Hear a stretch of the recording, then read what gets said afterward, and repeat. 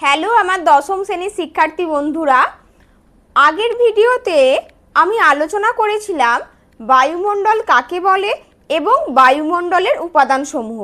আজকের ভিডিওতে আমরা আলোচনা করব বায়ুমণ্ডলের স্তরবিন্যাস। দেখো, তাহলে আমাদের পৃথিবীকে যে বায়ুমণ্ডল বেষ্টন করে আছে চারিদিকে, সেই বায়ুমণ্ডলকে দুটো ভাগে বা দুটো ভিত্তিতে আমরা বায়ুমণ্ডলের স্তরবিন্যাস করতে পারি।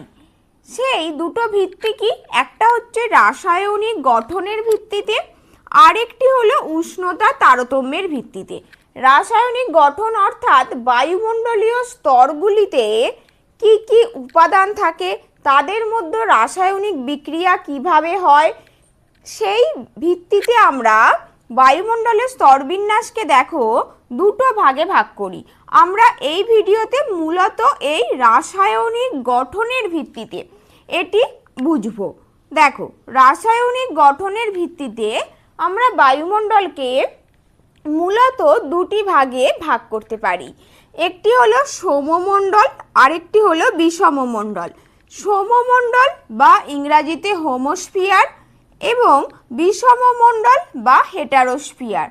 তাহলে দেখো, এই সমমণ্ডল কথাটা মনে রাখলেই তোমরা পরীক্ষায় লিখতে পারবে, যদি 2 মার্কসের আসে সমমণ্ডল বা হোমোস্ফিয়ার কি। দেখো, হোমো কথার অর্থই হলো সম এবং স্ফিয়ার কথার অর্থই হলো মণ্ডল। অর্থাৎ পৃথিবীর বাইরে, ধরো এটা পৃথিবী এবং পৃথিবীর বাইরে এরকম বিভিন্ন গ্যাসীয় আবরণ যে আছে 10,000 কিলোমিটার পর্যন্ত বিস্তৃত, সেটিকেই আমরা বায়ুমণ্ডল বলছি, সেই গ্যাসীয় আবরণটিকে।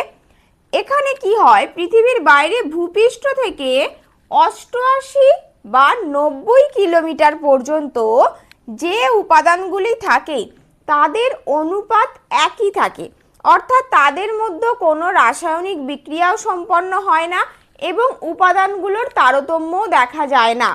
তাই আমরা এই স্তরটিকে বলবো হোমোস্ফিয়ার বা সমমণ্ডল, যেটি ভূপৃষ্ঠ থেকে 88 থেকে 90 কিলোমিটার পর্যন্ত বিস্তৃত থাকে। তোমাদের কিন্তু এটা শর্ট প্রশ্ন হিসাবে আসতে পারে যে হোমোস্ফিয়ার বা সমমণ্ডলের বিস্তার কতটা পর্যন্ত, 88 কিলোমিটার বা 90 কিলোমিটার ভূপৃষ্ঠ থেকে। এবং পরবর্তী স্তর হলো বিষমমণ্ডল। বিষমমণ্ডল বা হেটেরোস্ফিয়ার। দেখো, ইংরাজিতে হেটেরো কথার অর্থই হলো বিষম, স্ফিয়ার অর্থাৎ মণ্ডল। তাহলে এই বিষমমণ্ডল, এই নামটা থেকেই বুঝতে পারছি বিষম মানে কি সমান নয়। তার মানে কি, এই স্তরে 88 কিলোমিটারের পর 10,000 কিলোমিটার পর্যন্ত বায়ুমণ্ডলের এক একটি উপাদানের আধিক্য এক একটি স্তরে দেখা যায়, অর্থাৎ এক একটি গ্যাস এক একটি স্তর পর্যন্ত থাকে এবং অধিক পরিমাণে দেখা যায়। তো সেই যে গ্যাস যে স্তর পর্যন্ত দেখা যায় সেই অনুযায়ী আমরা তার নামকরণ করি। সেই হিসাবে বিষমমণ্ডল স্তরটিকে আমাদের 4টি উপস্তরে ভাগ করতে পারি। এই 4টি উপস্তর কিন্তু খুব গুরুত্বপূর্ণ, যেগুলো পরীক্ষায় আসে। দেখো, তাহলে আমাদের সমমণ্ডল শেষ হচ্ছে কোথায়? 88 কিলোমিটার পর্যন্ত। ঠিক তারপরেই 88 থেকে 200 কিলোমিটার উচ্চতা পর্যন্ত আণবিক নাইট্রোজেন স্তর দেখা যায়, অর্থাৎ এই স্তরে নাইট্রোজেনের পরিমাণ বেশি থাকে। দ্বিতীয় দেখো, পারমাণবিক অক্সিজেন স্তর, সেটা কত? তাহলে এখানে দেখো, নাইট্রোজেন স্তর 200 কিলোমিটারে শেষ হলো, তারপরই 200 থেকে 1120 কিলোমিটার পর্যন্ত অক্সিজেন গ্যাসের প্রাধান্য থাকায় আমরা ওই স্তরটিকে বলে থাকি পারমাণবিক অক্সিজেন স্তর। এবং তৃতীয় স্তর হলো হিলিয়াম স্তর, 1120 থেকে 3540 কিলোমিটার পর্যন্ত। এবং সর্বশেষ 3540 থেকে 10,000 কিলোমিটার পর্যন্ত আমাদের হাইড্রোজেন গ্যাসের আধিক্য থাকায় আমরা এই স্তরটিকে বলি হাইড্রোজেন স্তর। তাহলে আমরা দেখো, এই যে গ্যাসগুলো অবস্থান করছে, অ্যাকচুয়ালি যে গ্যাস যত ভারী সেই গ্যাস তত নিচে থাকবে, এবং যে গ্যাস তুলনামূলকভাবে যত বেশি হালকা সেই গ্যাস তত ওপরে থাকবে। এবং আমরা কি জানি, হাইড্রোজেন গ্যাস সব থেকে হালকা, তাই হাইড্রোজেন গ্যাস এখানে সব থেকে ওপরে থাকছে এবং নাইট্রোজেন সব থেকে নিচে থাকছে। তোমরা তাহলে এইভাবে মনে রাখতে পারো।